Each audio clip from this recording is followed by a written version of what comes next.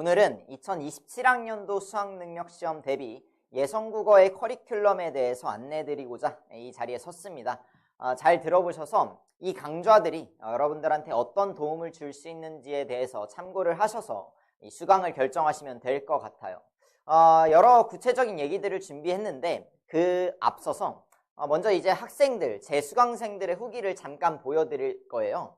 이 친구 같은 경우는 이제 3등급이었는데 1등급이 되었고, 5등급에서 1등급이 되었고, 이 친구는 3등급이었는데 이번에 96점이 나왔습니다. 이 친구 4, 5등급에서 이제 3모 때 4, 5였는데 이번에 2등급으로 마무리가 됐고요. 여러 가지 친구들이 성적 상승 후기를 보내주었습니다. 제가 이거를 먼저 보여드리는 이유는 제가 수능 국어의 정복, 그러니까 좀 고득점을 위한 전략들을 좀 말씀을 드릴 건데, 이 얘기들이 그냥 비단 저 혼자만의 주장이 아니라 정말 학생들이 경험했던 그런 사례를 바탕으로 하고 있다. 그러니까 약간은 믿을 만한 이야기들이다라는 점을 먼저 보여드리고자 이렇게 후기를 보여드렸고요. 좀 구체적으로 학생들이 제 수업을 어떻게 활용했고 제 수업에서 무언가를 가져갔는지에 대해서는 또 궁금해 하실 것 같아서 인터뷰 영상을 제가 따로 또 찍어놨거든요. 몇몇 이제 성적을 많이 올렸던 학생들 같은 경우는 인터뷰 영상을 찍어놨어요. 그거는 이제 편집이 완료되는 대로 차차 유튜브에 올릴 예정이니까 참고를 해주시면 되겠습니다. 그러면 이제 본격적으로 제가 이제 2027학년도 수능 대비해서 준비해온 커리큘럼이 여러분들한테 어떤 도움을 줄 수 있는지, 즉 이제 수능 국어 정복에 있어서 제 수업과 함께라면 가능한 이유에 대해서 몇 가지 소개를 해드리도록 하겠습니다. 크게 세 가지로 좀 볼 거예요. 첫 번째는 핵심 역량 강화입니다. 그러니까 이제 수능 국어는 시험이잖아요. 이 시험이라는 것은 평가하고자 하는 목표가 명확하죠. 거꾸로 말해서 그 평가하고자 하는 것들을 우리가 잘 준비를 한다면 이 시험은 못 볼래야 못 볼 수가 없습니다. 근데 국어 공부를 할 때 이런 타겟을 명확하게 하지 않으면 국어 공부는 좀 뜬구름을 잡는 공부를 하게 될 수가 있어요. 그래서 어떤 역량들이 요구되는 시험인지부터 좀 아셔야 될 것 같습니다. 그러려면 이제 시험지의 구성부터 보셔야 되겠죠. 시험지의 구성은 이렇습니다. 수능 국어 시험지는 일단 지문이 있고 문제가 있습니다. 대부분의 문제는 이런 식으로 구성이 되어 있죠. 이 문제를 푸는 게 우리의 목적인데 이 문제를 풀기 위해서는 뭘 잘 읽어야 해요? 지문을 잘 읽어야 돼요. 왜죠? 문제를 풀이하기 위한 단서들이 다 지문에 있으니까 그렇죠. 그래서 일단 기본적으로 요구되는 기본적인 역량은 지문 독해력입니다. 이 지문 독해를 잘해야지 문제를 풀 수가 있어요. 근데 여기까지는 뭐 다들 하는 얘기죠. 독해력이 중요하다. 이건 누구나 해요. 근데 우리의 문제는 뭐예요? 독해력이 뭔지 잘 몰라요. 읽고 이해하는 능력이라고 하는데 그게 이해한다는 게 뭔데요? 이 수능 국어에서 요구하는 독해력은 뭐 그렇게 어렵게 접근하실 필요는 없고 일단 간단하게 말하면 지문을 읽고 어느 정도 그 내용이 머릿속에 남아주는 거예요. 뭐라고요? 지문의 내용이 머릿속에 남는 거라고요. 이 지문의 내용이 남아야지 어떻게 할 수 있어요? 문제를 빠르고 정확하게 풀 수 있거든요. 지문을 읽었는데 머릿속에서 이 내용이 다 지워져 버리면 문제를 풀 때 다시 지문을 읽어야 돼요. 왔다 갔다 반복하다가 시간은 시간대로 흐르고 정확성도 내려가겠죠. 대부분의 여러분들이 이제 국어 시험에서 시간이 좀 부족한 이런 문제를 겪고 있으실 텐데 그 대부분은 왜 그러냐면 지문을 읽었는데 남는 게 없기 때문입니다. 그래서 독해력을 키운다는 기본적으로 지문을 읽고 나서 머릿속에 어느 정도의 내용이 남는다. 이렇게 받아들이시면 될 것 같아요. 근데 이제 지문을 잘 읽는다고 해서 끝나는 게임은 아니죠. 문제를 잘 풀어야 됩니다. 요즘은 이제 선택지가 좀 빡빡하게 나오는 경향이 있기 때문에 지문을 아무리 잘 읽어도 선택지에 대해서 논리적인 판단 기준을 세우지 못하면 이 판단이 굉장히 애매해집니다. 여러분 그 문학 풀 때 이제 두세 선지 남아서 요것도 맞는 것 같고 저것도 맞는 것 같다 이런 경우들 많으시잖아요. 그게 다 뭐가 없어서예요? 선지 판단력이 부족해서입니다. 그러니까 선택지 하나하나에 논리적 기준, 잣대를 적용할 수가 없다는 거죠. 그래서 독해력과 판단력이 기본적으로 좀 갖춰주셔야 되는데 이렇게 지문을 읽고 선지를 판단하는 과정에서 중간중간에 단어, 이런 단어들이 좀 모르는 단어들이 나온다던가 뭐 어떤 개념어가 나왔는데 그 개념어에 대한 이해가 부족할 경우에는 또 독해와 판단이 막혀버릴 수 있습니다. 그래서 필요한 것이 개념 어휘력이에요. 중간중간에 나타나는 어휘라던가 개념어들에 대한 이해가 필요하다는 거죠. 영어도 마찬가지잖아요. 단어 모르면은 뭐 아무리 문법 잘하고 뭐 구문 해석력이 좋아도 이 독해가 안 된단 말이에요. 그래서 이 개념어와 어휘에 대한 지식이 좀 필요할 겁니다. 이 세 가지, 독해력, 판단력, 어휘력, 이 세 가지 능력이, 역량이 일단 국어를 잘하는데 필요한 기본적인 요소들입니다. 즉, 이 세 가지를 잘 갖추고 있으면 국어를 잘한다고 할 수 있는 거예요. 그런데 국어를 잘하는 것과 국어 시험을 잘 보는 거는 또 조금 다른 얘기입니다. 시험을 잘 보기 위해서는 이 독해력, 판단력, 개념, 어휘력을 약간 시간 내에 시간을 잘 관리하면서 멘탈도 잘 관리하면서 점수로 환산시킬 수 있어야 돼요. 그걸 바로 우리는 실전력이라고 부릅니다. 여러분들 그런 얘기 좀 많이 들어보셨을 거예요. 모의고사에서 막 1등급이 나오다가도 갑자기 수능 때 3, 4등급이 나오는 경우가 가장 많은 게 바로 이 수능 국어입니다. 그만큼 이 수능 국어라는 시험은 이 실전적인 압박이 굉장히 강한 시험이에요. 그래서 평소에 잘 풀다가도 실전에서의 압박이 왔을 때 무너지지 않기 위해서는 이 시간 관리라던가 멘탈 관리 이런 것들을 아우르는 실전력이 굉장히 중요합니다. 그래서 이 네 가지 능력을 갖췄을 때 비로소 여러분들이 원하는 성적에 도달할 수 있다라고 생각을 해주시면 될 것 같아요. 그럼 거꾸로 말해서 이런 거예요. 여러분들이 어떤 국어 공부를 할 때도 독해력, 판단력, 개념, 어휘력, 실전력 외의 것을 목표로 하시면 안 됩니다. 어떤 공부든 그 귀결점은 이 네 가지 능력 안에 있어야 돼요.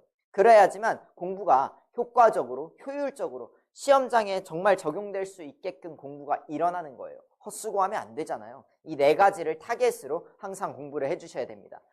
저의 커리큘럼도, 저의 수업들도 이 네 가지 능력을 기르는데 초점을 맞추고 있는데요. 크게 네 가지 시즌으로 구성이 되어 있습니다. 초월, 월담, 유문, 만월 다 이제 약간 달에다가 컨셉을 맞춰서 이름을 지었는데 각 시즌에서 목표하는 바들을 좀 소개를 해드리도록 하겠습니다. 첫 번째 시즌은 초월이에요. 시작의 달이라는 의미고 1월달, 2월달에 진행을 합니다. 그래서 지문 독해와 선지 판단의 원칙을 수립하는 단계다 생각을 하시면 될 것 같아요. 앞서 말씀드린 것처럼 기본적으로는 지문 독해력과 선지 판단력을 갖춰줘야 되는데 이 지문 독해력, 선지 판단력을 갖추기 위해서는 기본적으로 원칙을 좀 수립해 놔야 돼요. 독해를 할 때도 어떤 방법으로 어떤 태도로 독해를 해야 되는지, 선지를 판단할 때도 어떤 논리적 기준과 잣대를 사용해야 되는지 그 원칙들을 수립해 놔야 됩니다. 그걸 이 초월 단계에서 하는 거예요. 그래서 원칙을 수립하고 원칙 체화를 위해서 여러 가지 이제 문제를 풀어 볼 건데, 근데 이제 이런 것들이 있어요. 기존에 이제 국어 강좌들은 이론적인 내용을 얘기하고 바로 이제 기출 문제를 풀어내는 강좌들이 많다면 저는 그 중간에 디딤 문제, 그러니까 예제들을 좀 많이 수록을 해놨습니다. 왜 그렇냐면 이론을 얘기하고 바로 이제 기출 문제로 넘어가면 이 기출 문제를 풀어낼 때 그 이론을 접목시키기가 굉장히 쉽지가 않아요. 특히 이제 강의를 들을 때는 아 이렇게 하는 거구나 느낌은 올 수 있겠지만 혼자 하려고 하면 이게 잘 적용이 안 됩니다. 그래서 여러분들이 이제 체화를 하기 쉽게끔 용이하게끔 예제들을 많이 만들어 놨습니다. 그래서 중간중간에 이제 기출문제 그냥 그대로 풀어내는 게 아니라 짤막짤막한 지문들과 문제를 여러분들한테 드리면서 이 체화를 좀 용이하게 하도록 만들어 놨습니다. 느낌은 약간 수학이랑 비슷하다고 보시면 될 것 같아요. 수학에서도 개념 배우고 바로 문제로 넘어가는 게 아니라 예제 하나 풀고 몇 개 풀고 이제 넘어가잖아요. 그런 느낌을 추구하고 있다 보시면 될 것 같고요. 1등급을 위한 기초 독해력과 판단력을 확보해내는 수업이다. 또 결국에는 이 국어 시험을 잘 보기 위해서는 두 가지가 필요한데 정확성과 속도죠. 정확성과 속도. 정확하게 정교하게 풀 수 있어야 되지만 또 빠르게도 풀 수 있어야 됩니다. 근데 이 단계에서는 일단 빠르게 푸는 데 주안을 두는 것이 아니라 정확성을 만들어내는 데 주안을 둘 거예요. 그래서 기본적으로 이 초월 수업이 끝날 때 여러분들이 좀 됐으면 하는 저의 바람은 시간이 무제한이면 전부 다 맞출 수 있는 실력, 전부 다는 좀 힘들더라도 정말 한두 개 정도까지만 틀릴 수 있는 거의 100점에 준하는 점수를 받을 수 있도록 여러분들한테 정확성을 만들어 드리는 거예요. 이 정도의 정확성이 확보가 되면 이후에는 속도 연습만 좀 해주시면 되거든요. 그래서 초월은 원칙을 좀 수립하는 단계다라고 봐주시면 될 것 같고요. 그 다음 시즌2 월담입니다. 점수의 벽을 넘다라는 부제를 담고 있고 3월에서 5월까지 진행을 합니다. 기본적으로 이때는 제재별로 갈래별로 나누어서 수업을 합니다.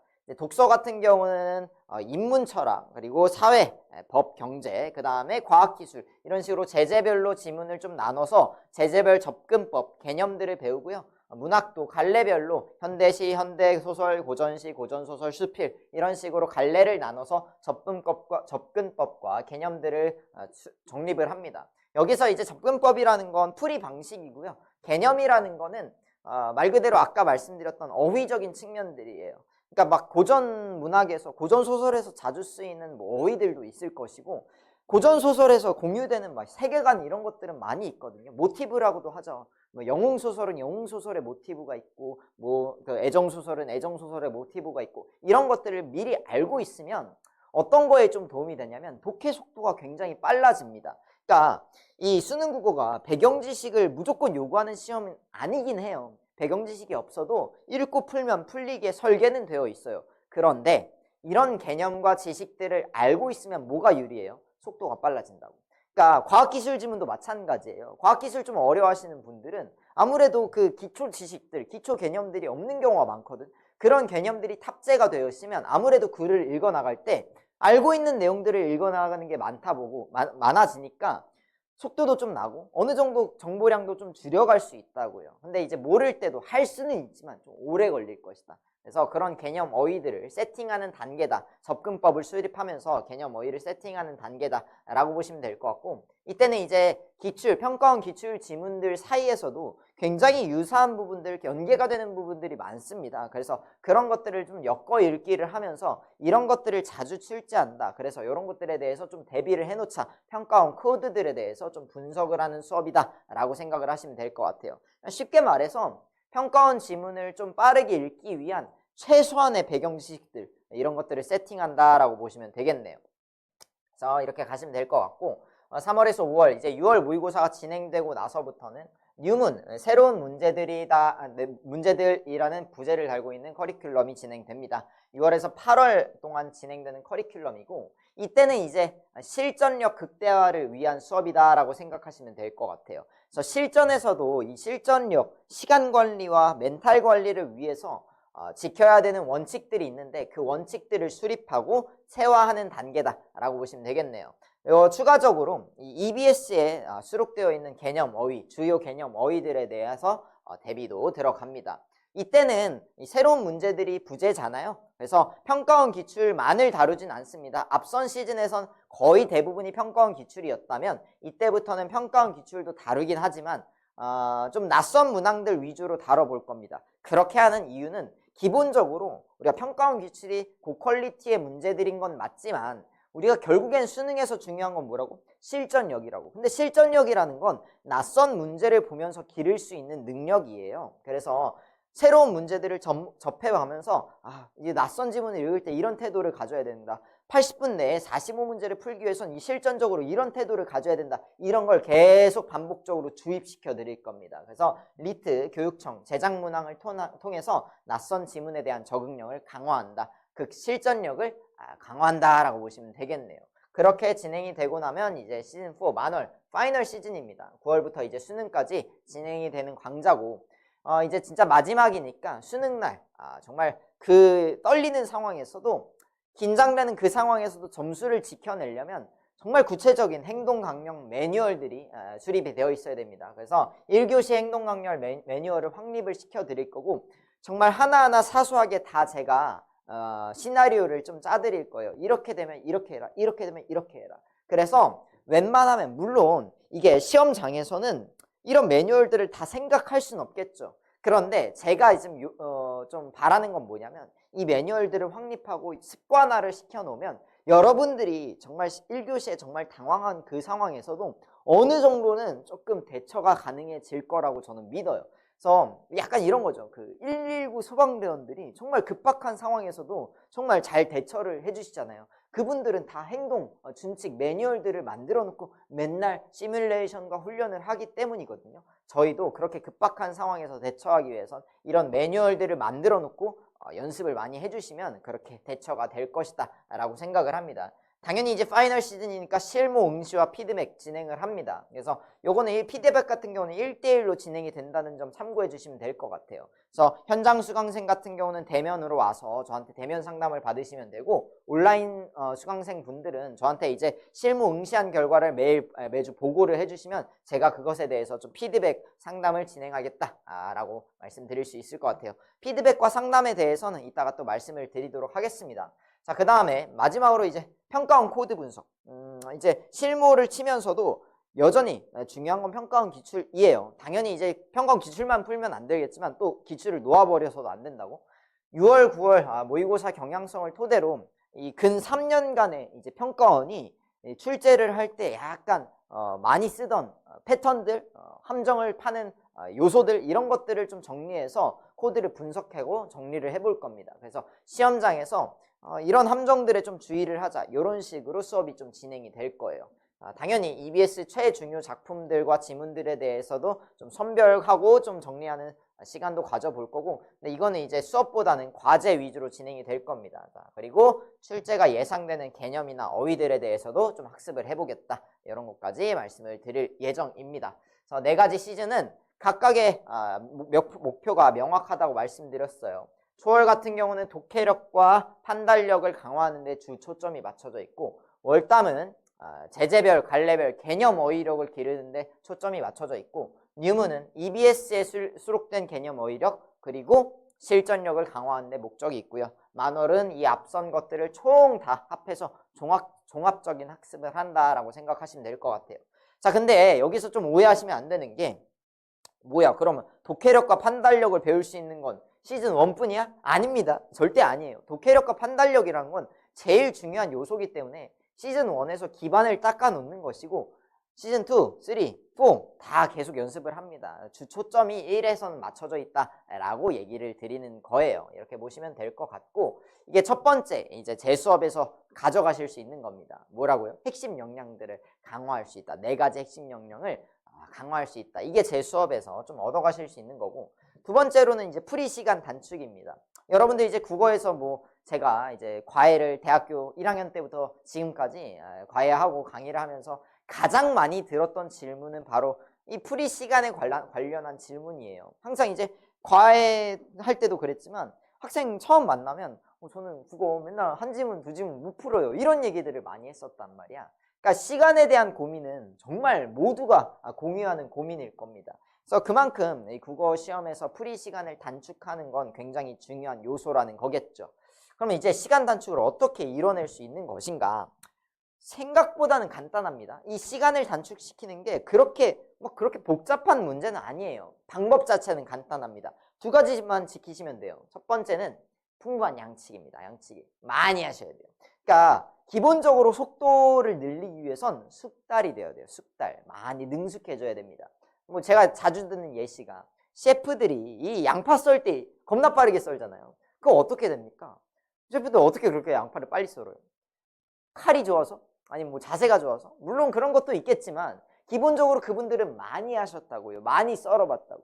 그러니까 우리도 마찬가지예요. 그러니까 이게 속도가 잘 안 나는 이유를 너무 다른 데서 찾지 마시고 기본적으로 양이 부족하다라는 걸로 조금 생각은 해주셔야 돼요. 물론 우리가 이제 학습 시간이 제한되어 있기 때문에 양을 무한정 늘릴 수는 없지만 기본적으로 속도는 숙달의 문제다라고 생각을 해주시면 되겠습니다. 물론 양치기를 할 때도 그냥 뭐 어떤 원칙 없이 그냥 대충 막무가내로 풀자, 이런 얘기 아닙니다. 어느 정도 효율적인 풀이 전략이 필요하죠. 근데 그건 제가 세워드릴 거예요. 전략은 제가 세워드릴 겁니다. 어떻게 풀어야지 된다라는 전략들은 제가 세워드릴 건데, 그걸 양치기 하시는 건 여러분들이 조금 해주셔야지 된다라는 말씀 드리는 거고요. 자, 두 번째, 양치기 외적으로 또 이 시간을 단축할 수 있는 요소는 EBS를 활용하는 겁니다. EBS 연계 대비를 하는 거죠. 그래서 특히 여기에서 쓰여 있듯이 현대시라던가 고전문학 같은 경우는 연계 체감률이 굉장히 큽니다. 그러니까 독서 영역이라던가 뭐 현대소설 이쪽은 연계가 좀 안 되는 경우가 많고, 되더라도 별 효과가 없는 경우가 많아요. 근데 현대시나 고전문학만큼은, 이 고전문학은 고전시와 고전소설을 모두 포함하는 겁니다. 그 3가지 파트만큼은 여러분들이 연계를 열심히 공부했을 때 시험장에서 얻을 수 있는 이점이 굉장히 큰 파트들입니다. 그래서 왜 그러냐? 현대시랑 고전문학은 EBS에 수록되어 있는 지문 그대로가 수능장에 출연할 가능성이 굉장히 높기 때문이에요. 요즘의 경향성이 약간 직접 연계를 하고 있는 거죠. 그렇기 때문에 여러분들이 좀 철저하게 대비를 해두시면 시험장에서 현대시와 고전문학만큼은 지문을 읽어내는 시간을 굉장히 크게 단축시킬 수가 있다. 이렇게 말씀을 드릴 수 있을 것 같아요.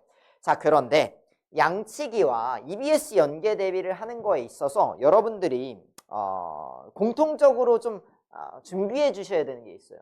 뭐냐면 양치기를 할 때나 연계 대비를 할 때나 뭐가 필요하냐? 양질의 콘텐츠가 필요합니다. 양질의 콘텐츠. 고퀄리티 콘텐츠가 필요하다는 거예요.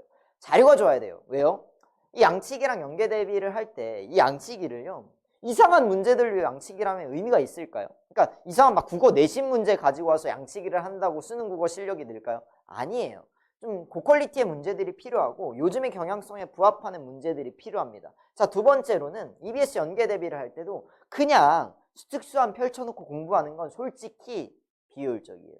왜냐하면 이 수특수화는 아무래도 이제 그냥 그런 분석서의 형태도 아니고 여러분들의 연계 대비를 만들어내는데 조금 효과적인 그런 학습서들은 형태는 아니에요. 그래서 아무래도 이제 공부를 할 때 똑같은 시간을 공부하더라도 조금 더 좋은 자료를 공부했을 때 효율이 더 날 수가 있다는 거죠. 그래서 양치기나 연계 대비를 할 때만큼은 좀 좋은 자료들이 필요한데 저는 이런 좋은 자료들이 필요하다는 걸 알고 제 수업에서 다 준비를 해놨습니다. 그래서 콘텐츠들에 대해서 잠깐 소개를 드리면 일단 본교재예요. 그래서 이건 본교재는 수업 때 쓰는 교재들입니다.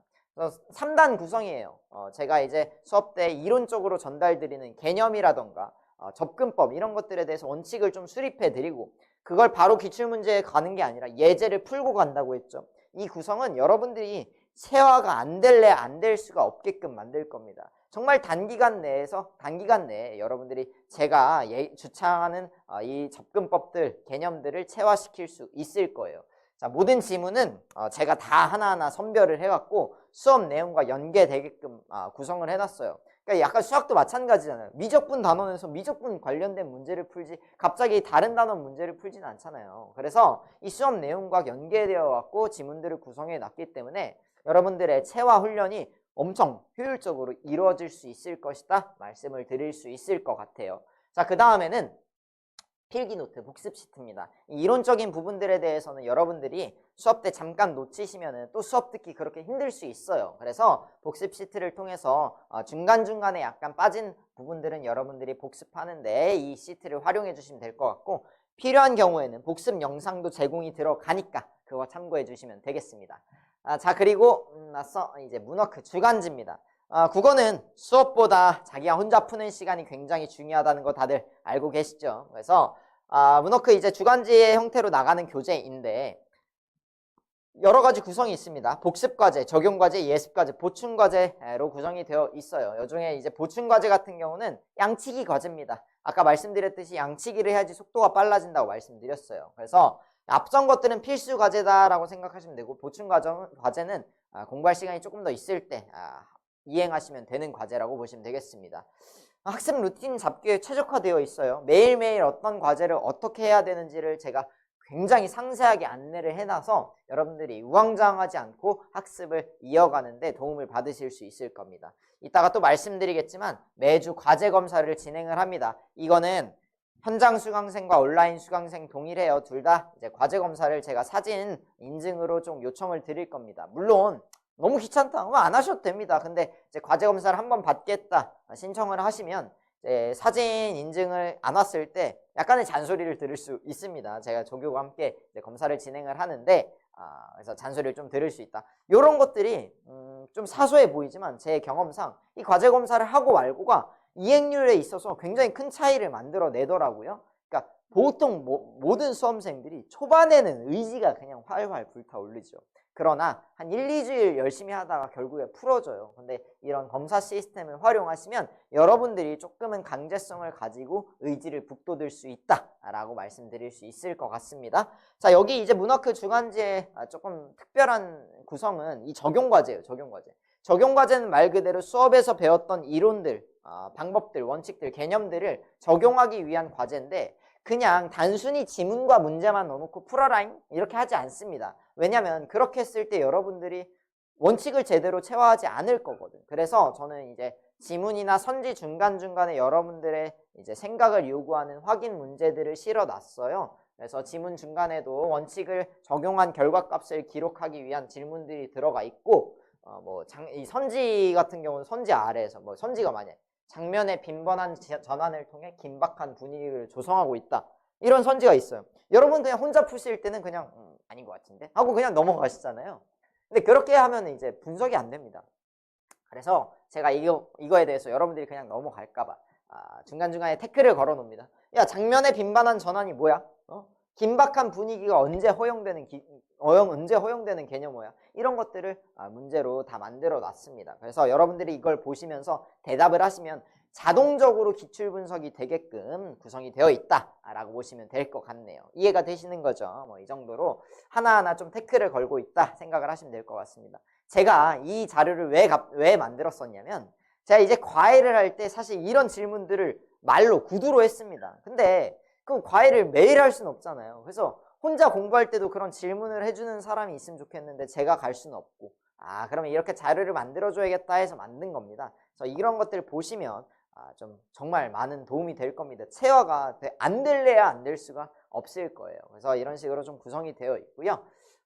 그 다음에 이제 제가 양측이 중요하다 말씀드렸죠. 또 제공을 합니다. 풀문 주간 모의고사예요. 그래서 평가원 기출, 교육청 기출 이런 것들로 한 회분의 시험지를 푸는 연습을 좀 시켜드릴 겁니다. 실전력을 기르기 위한 실전 모의고사다 보시면 될 것 같고, 저는 이제 다른 이제 수업과는 다르게 1월 달부터 이 모의고사를 좀 제공을 합니다. 그 이유는 뭐냐면 국어는 정말 실전력이 너무너무 중요해요. 그래서 실전력을 파이널 때 갑자기 급작스럽게 시작하는 건 좋지 않다고 봅니다. 실전력이 굉장히 중요한 시험인데 파이널 때 갑자기 준비한다고 막 끌어올리는 그런 느낌이 아니거든요. 그래서 1월 달부터 과제로 이제 실전 연습을 좀 시켜드릴 거고, 물론 초반부터 너무 사설 문제를 푸는 거는 좋지 않기 때문에 초반 시즌은 평가원 기출 위주로 실무가 나가고 그 다음엔 교육청 기출 위주로 나가고 파이널 시즌 가까워서는 사설 모의고사 위주로 실전 모의고사가 나갈 겁니다. 그래서 이 풀문 같은 경우는 이제 특이한 점이 두 가지가 있는데, 첫 번째는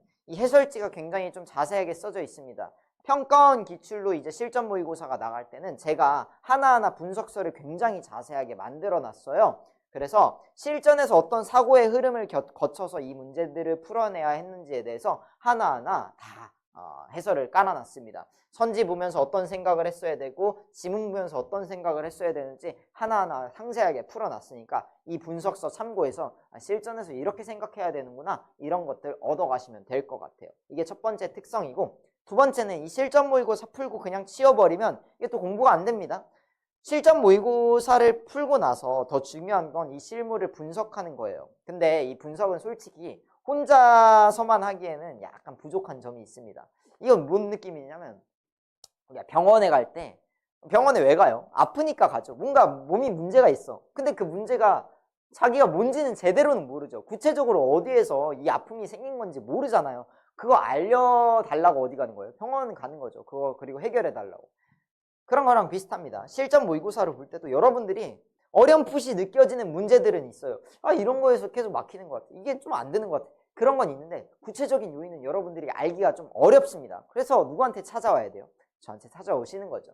성적 기반해서 여러분들이 약간의 자가 분석을 진행하시면 제가 그거 기반으로 1대1 좀 상담 및 피드백을 진행해 드립니다. 그래서 그거 기반으로 여러분들의 지금 실전적인 문제, 어떻게 좀 공부를 해나가야지 이걸 대처할 수 있고 조금 극복해 나갈 수 있는지에 대해서 상세하게 안내를 드릴 거예요. 개인별로 좀 진행이 되기 때문에 하위권, 이제 3등급 이하 분들, 중하위권 이하 친구들이 성적을 올리는데 굉장히 큰 도움을 많이 줬던 시스템이다 라고 생각을 해주시면 될 것 같아요. 이렇게 좀 진행이 되고 있고, 이게 상담 내역입니다. 현장 같은 경우는 이제 대면으로 와서 상담을 받으시면 되지만 온라인은 그게 힘드니까 전화 또는 이런 식으로 카톡으로 좀 상담을 받고 있다. 밴드 채팅, 카톡 이런 거 활용해서요. 이렇게 진행이 되고 있고, 그 다음에 아까 말씀드렸듯이 EBS 분석 중요하다고 말씀드렸죠. 고전은 이렇게라는 교재입니다. EBS 고전 문학에 대한 분석서인데 당연히 이제 시중의 분석서만큼 친절한 교재예요. 현대어 풀이 있고요. 이 안에 좀 분석들도 다 제공이 되어 있습니다. 선지가 나타날 수 있는 포인트들로 OX 확인 문제도 구성이 되어 있고요.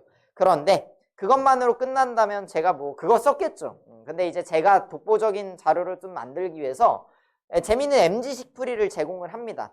그건 뭐냐면 사실 고전문학 같은 경우는 좀 읽기가 싫잖아요. 생긴 게 너무 좀 재미없게 생겼어. 보시면 슬프다 기민들아 진율기별 들었는가 당초에 매혼곡석 정비하여 받아 뭔 소리야 이게 이런 느낌이 많이 든다는 거죠. 그래서 공부를 하려고 해도 펼치는 순간 약간 구역질이 나오는 그런 느낌을 받으실 겁니다. 저도 옛날에 그랬거든요. 그래서 이걸 어떻게 좀 타개해 줄 수 있을까 해서 만들어낸 게 이 고전은 이렇게 MG식 풀입니다. 조금 내용은 똑같은데 우리 커뮤니티 보면은 썰 같은 거 올라오면 좀 술술 읽잖아요. 뭐 나무위키든 뭐 커뮤니티 보시면 막 그런 글이 있을 때 재밌게 읽으시잖아요. 그런 거랑 마찬가지입니다. 좀 중간중간에 우리 이제 약간 MZ 세대의 막 문체 좀 쓰면서 개드립도 좀 쳐가면서 비속어도 좀 쓰면서 재밌게 풀어낸 겁니다. 그래서 읽을 때 요거보단 요거 읽기가 좀 편할 거예요. 그래놓고 내용을 한번 숙지하고 한자어 보시면은 그 전보다는 훨씬 더 부드럽게 독해를 하실 수 있을 겁니다. 연계 대비를 이렇게 하실 수 있을 거예요. 학생들이 뭐 여러 가지 제 자료 좋아하지만 그 중에서도 가장 좀 인기가 많은 자료다라고 보시면 될 것 같아요. 고전문학을 이제 N해독하는 거 굉장히 부담스러운 일인데 이거 활용하면은 그렇게 어렵지 않거든요. 그래서 연계 대비까지 철저하게 진행이 되고 있다라고 보시면 될 것 같고요. 자, 그 다음에 이제 현대시 스나이핑입니다. 아까도 현대시 좀 직접 연계 수준으로 많이 연계가 된다고 말씀드렸죠. 고전 문학과 함께. 그래서 현대시 같은 경우는 이제 특수안에 한 50편 정도가 실려 있는데 그 중에서 이제 몇 가지를 이제 선별해서 분석하는 자료입니다. 추석에 진행되는 강좌이고 이번에는 50여 개 중에 한 14개 꼽았습니다. 근데 이제 14개 중에서도 제가 순위를 만들어 놨어요. 1위부터 14위까지. 근데 이번에 연계됐던 건 그 1위 작품에서 연계가 됐습니다. 현대시가 총 하나가 연계되는데 제가 이제 연계 가능성이 1위인 작품이 연계가 되은 거죠. 자랑입니다. 네. 이번에도 이제 열심히 또 연계를 맞춰낼 수 있도록 노력을 해볼 거예요. 뭐 아무튼 근데 그 뭐 연계가 되든 안 되든 중요한 건 어쨌든 현대시 그 연계 대비를 하면서 또 중요한 건 현대시를 풀어내는 평가원의 코드를 또 알아내는 거거든요. 그래서 이거는 그냥 비단 하나하나 작품을 정리하는 수업이 아니라 평가원의 코드를 기반으로 이 문제를 EBS 현대시를 기반으로 약간 문항들을 만들어낼 겁니다. 선지들을. 그래서 평가원이 이런 식으로 함정을 잘 판다 이런 것도 동시에 수업을 진행한다라고 보시면 되겠습니다. 그래서 그냥 작품 정리 위주의 수업이 아니라 중요한 작품들을 수능적으로 접근해본다 이렇게 보시면 되겠네요. 그래서 현대시 스나이핑 추석에 진행되는 강좌이자 교재입니다. 보시면 될 것 같고 뭐 여기에서도 좀 부족할 수 있으니까 이감 상상 콘텐츠까지 활용을 하고 있다. 이제 주간지라던가 모의고사를 제공해 드리도록 합니다. 그래서 양적으로 부족하지는 않을 거예요. 제가 지금 뭐 한 거예요? 콘텐츠들을 바탕으로 여러분들한테 뭘 만들어 드린다고? 프리 시간을 단축시켜 드릴 겁니다. 이게 얘기를 드렸고요. 이게 두 가지 이제 말씀드렸는데 마지막으로 여러분들이 이 수업에서 가져가실 수 있는 건 학습 루틴 관리예요. 이제 사실 저는 이제 여러 가지 이제 학생들을 보면서 느낀 게 이 공부를 잘하는 학생과 공부를 못하는 학생의 큰 차이점 중 뭐 여러 가지가 있겠지만 가장 큰 차이는 이 루틴이라고 저는 생각을 합니다. 그러니까 정말 공부를 잘하는 친구들은 습관적으로 공부해요. 규칙적인 생활을 많이 합니다. 근데 공부가 좀 잘 안 되는 친구들은 정말 그 생활이 요동쳐요. 이랬다가 저랬다가 하루 열심히 했다가 하루 놀고 하루 열심히 했다가 하루 놀고 이런 식으로 공부를 하면 지속성이 없고 경험이 누적이 안 되거든요. 그래서 루틴이 굉장히 중요합니다. 근데 그 루틴을 솔직히 혼자서 잡기는 쉽지가 않아요. 옆에서 약간 그 헬스장 PT처럼 좀 잡아주는 사람이 있어야 되거든요.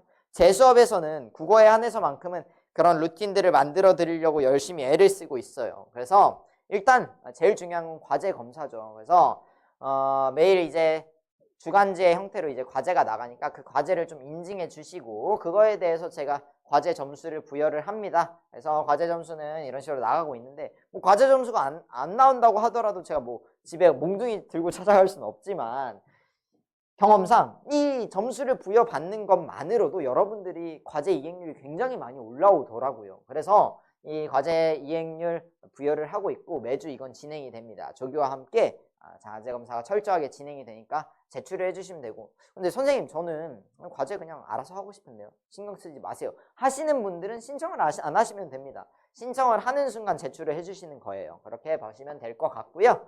그 다음에 아까 말씀드렸듯이 모의고사라는 것에 대해서 그냥 혼자 알 수 있는 포인트는 좀 제한적이에요. 자기의 문제가 뭔지를 분석하는 건 전문가의 시각과 함께 해야 됩니다. 그래서 제가 이건 다 상담해 드릴 거예요. 조교들이 못하는 포인트라서 제가 다 할 겁니다.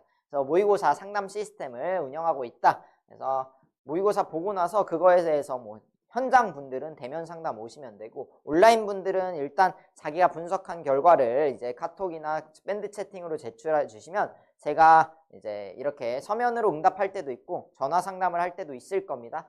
기반으로 해서 여러분들의 약점들을 극복해 나가시면 될 것 같아요.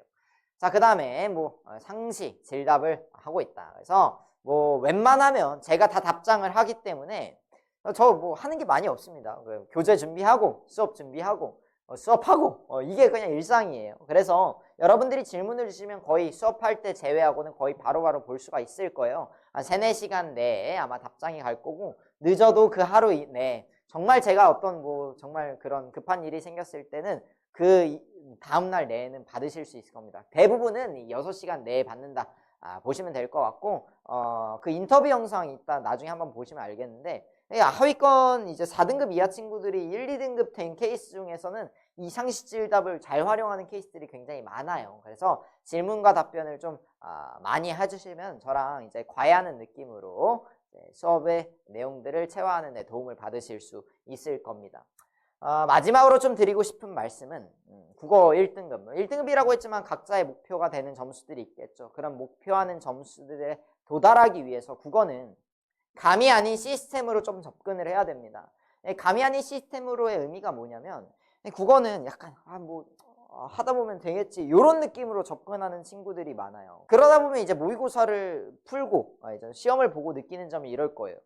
뭐지? 뭐야 이거? 왜 난 열심히 했는데 오히려 성적이 떨어져 있지? 이런 경우들이 굉장히 많다고요. 모의고사 때는 좀 잘 보다가도 수능 때 좀 망하고, 이게 뭐야, 이거 진짜 그냥 재능 싸움 아니야? 이렇게 생각 드는 경우도 굉장히 많을 거고요. 저 역시도 수험생 때 국어 때문에 재수를 한 입장으로서 그런 거에 공감이 많이 갑니다. 근데 이제 제가 이제 수업을 하면서 목표를 삼는 건 이거예요. 이 국어라는 과목이 생각보다 굉장히 명확한 과목이에요. 이게 성적이 상승한 루트라는 게 굉장히 정해져 있어요. 그래서 그 스텝 바이 스텝으로 올라가면 되거든요. 근데 그 스텝 바이 스텝을 잘 밟지 못하는 분들이 많다 보니까 좀 억울한 일들을 많이 당하시죠. 공부를 했는데 성적이 안 나와. 좀 억울하잖아요. 저는 그런 게 조금 제가 이제 극복시켜 드리고 싶은 것들이고, 적어도 제 수업을 들었을 때 이런 거는 선사해 드릴 수 있는 게 국어라는 과목이 이런 과목이구나, 이렇게 하면 되는 거구나 라는 느낌을 손에 잡히게끔 드릴 겁니다. 그래서 저는 뜬구름 잡는 얘기 안 할 거예요. 웬만하면 다 이제 시험장에서 직접적으로 직결될 만한 요소들에 대해서 얘기를 드릴 거고, 이 수험생활이라는 것이 대한민국에서 수험생으로 살아가는 거 좀 쉽지 않은 일이잖아요. 근데 이제 국어마저도 그 수능 자체가 이제 어려운 좀 그런 시스템인데, 국어도 이렇게 나를 못 살게 군다면 정말 하고 싶지 않아지잖아요. 그래서 거기에 있어서 제가 국어만큼은 정말 하니까 쫙쫙 오르네? 이런 느낌을 제가 만들어 드리고 싶습니다. 그래서 제 수업은 정말 약간 추상적인 느낌이 아니라 정말 명확하게 잡아드리는 수업을 진행할 예정이고요. 저는 수업에서 또 뵙도록 하겠습니다.